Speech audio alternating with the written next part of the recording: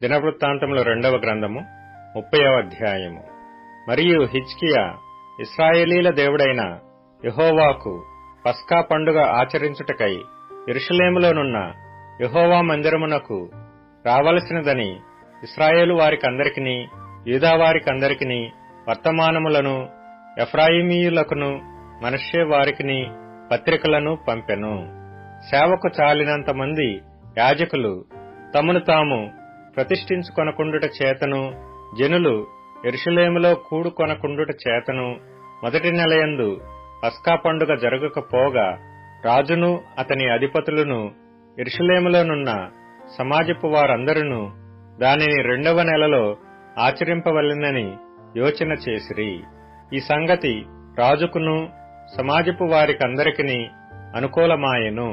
కావున బహుకాలము నుండి వారు వ్రాయబడిన ప్రకారము ఇంత ఘనముగా నాచరింపకుండుట చూచి ఇశ్రాయేలీల దేవుడైన యెహోవాకు యెరూషలేములో పస్కా పండుగ ఆచరించుటకై రావలసినదని బెయేర్షెబా మొదలుకొని దాను వరకు ఇశ్రాయేలీయులుండు దేశమంతటను చాటింపవలెనని వారు నిర్ణయము చేసిరి.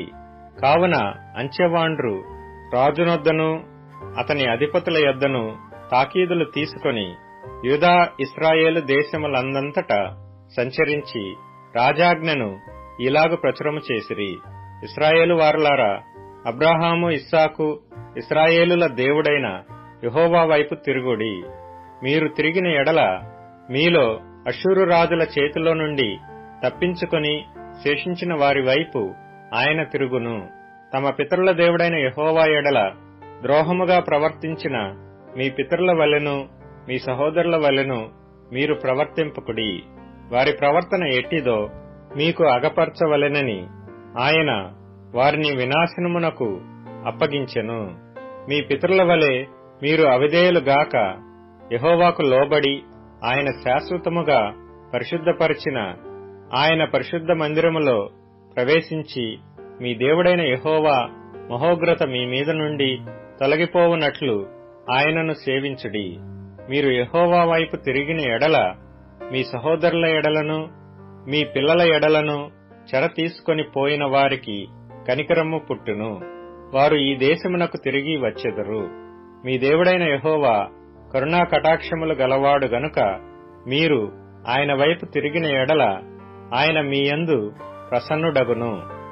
అంచెవాండ్రు జెబూలూను దేశము వరకును ఎఫ్రాయిము మనష్షేల దేశములలోనున్న ప్రతి పట్టణమునకును పోయిరి గాని అచ్చటి వారు ఎగతాళి చేసి వారిని అపహసించిరి. అయినను ఆషేరు మనష్షే జెబూలూను దేశముల వారిలో నుండి కొందరు కృంగిన మనస్సుతో యెరూషలేమునకు వచ్చిరి. యెహోవా ఆజ్ఞను బట్టి రాజును అధిపతులను చేసిన నిర్ణయమును నెరవేర్చునట్లు యూదాలోని వారికి మనస్సు ఏకము చేయుటకై దేవుని హస్తము వారికి తోడ్పడెను. కావున 2వ నెలయందు పులియని రొట్టెల పండుగ ఆచరించుటకై అతి విస్తారమైన సమాజముగా బహుజనులు యెరూషలేములో కూడిరి. వారు దాని చేపట్టి యెరూషలేములోనున్న బలిపీఠములను ధూపపీఠములను తీసివేసి కిద్రోను వాగులో వాటిని పారవేసిరి. 2వ నెల 14వ దినమున వారు పస్కా పశువును వధించిరి. యాజకులను లేవీయులను సిగ్గునొంది తమను ప్రతిష్ఠించుకొని దహనబలి పశువులను యెహోవా మందిరములోనికి తీసుకుని వచ్చిరి.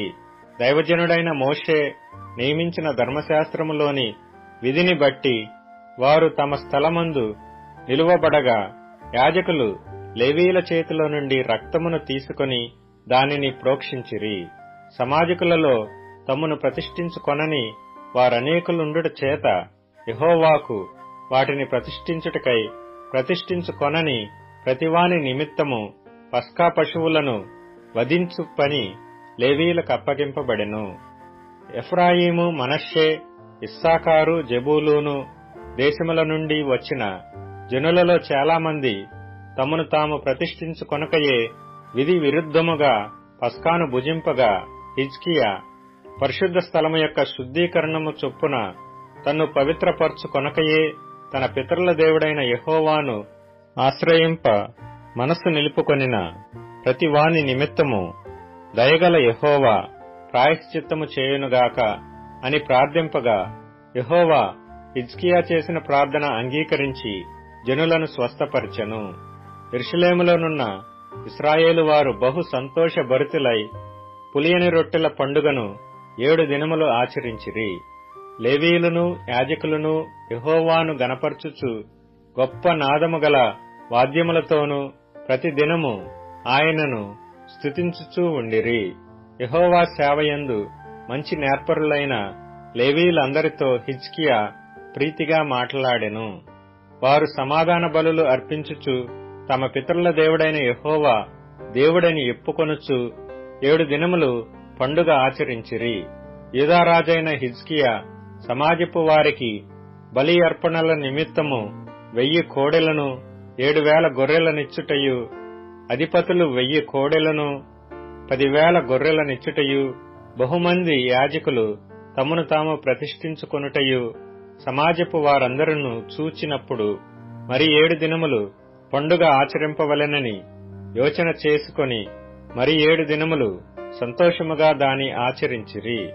అప్పుడు యాజకులను లేవీయులను యూదావారిలో నుండియు ఇశ్రాయేలు వారిలో నుండియు వచ్చిన సమాజపు వారందరూ ఇశ్రాయేలు దేశములో నుండి వచ్చి యూదాలో కాపురమున్న అన్యులను సంతోషించిరి. యెరూషలేము కాపురస్తులకు మిక్కిలి ఆనందము కలిగెను. ఇశ్రాయేలు రాజును దావీదు కుమారుడునైన సొలొమోను కాలమునకు తరువాత ఈలాగున జరిగి ఉండలేదు.